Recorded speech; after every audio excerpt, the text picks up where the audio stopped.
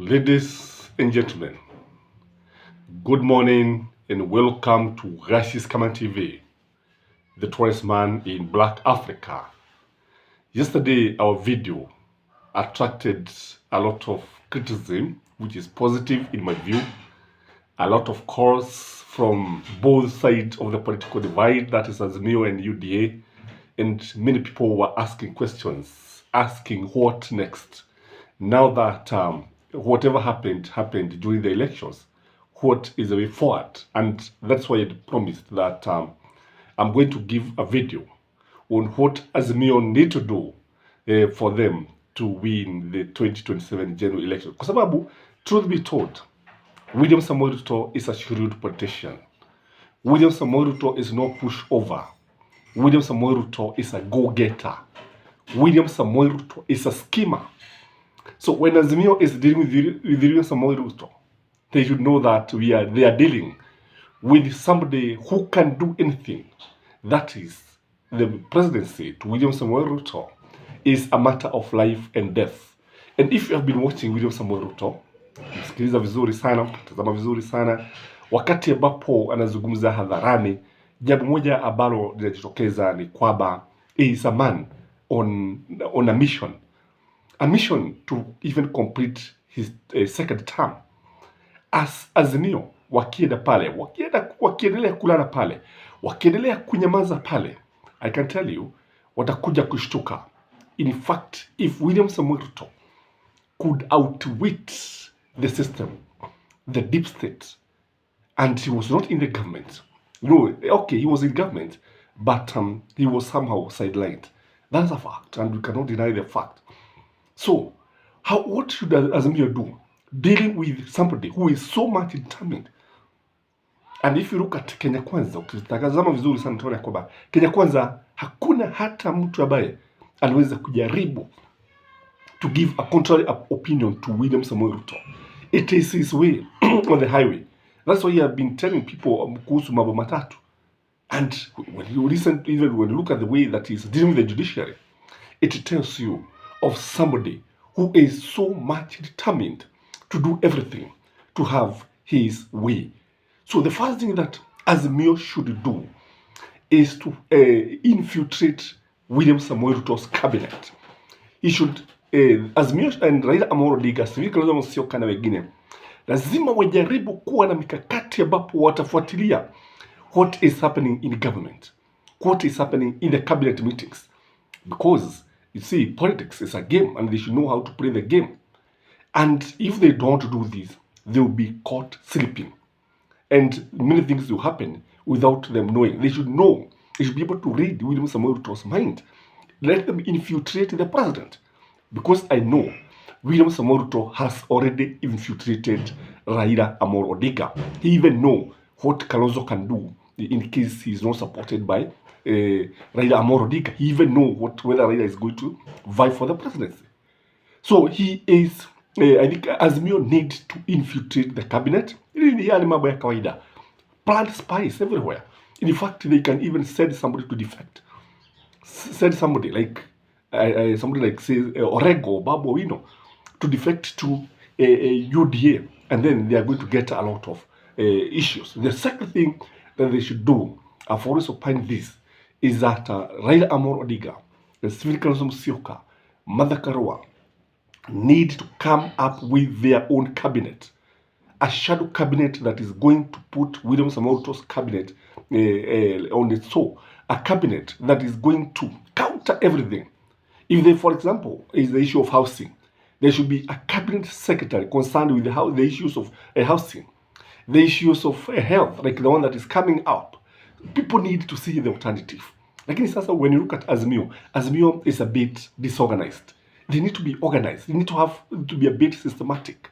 Look at Joe Muturi, for example, kiangalia Attorney General. Our Attorney General is in a deep slumber. Amelala. Hajui kile ambacho kinaendelea. Serikali inapoteza kesi kotini because of poor advice. So they need to have their shadow Attorney General who is going to advise Raila AMOLO ODINga and maybe tell him how to go about these issues. The other thing that Azimio need to do is to have political rallies on weekly basis. So every kwa mfano, this Saturday they go to Nyeri because it's a county headquarter. The other Sunday or the other Saturday they go to Nakuru.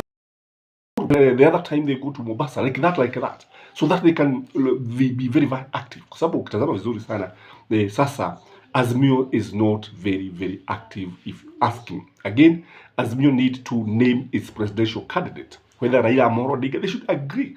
The earlier the better. If they delay, they are going to lose this game. Kwa sababu ukitazama vizuri sana, when you look at Kenya Kwanza already knows who is the presidential candidate.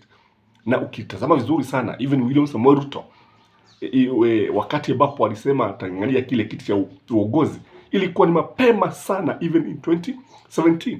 In fact, William Samoei Ruto started preparing for the presidency way back in 2013.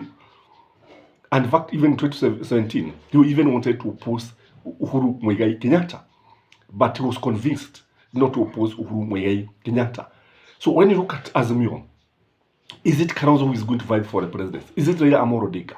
And they should come up with a winning formula, because it is very clear now Raila AMOLO ODINGA is the best candidate to beat Uhuru and to beat William Samoei Ruto. Again, they should also activate Azimio Youth Wing.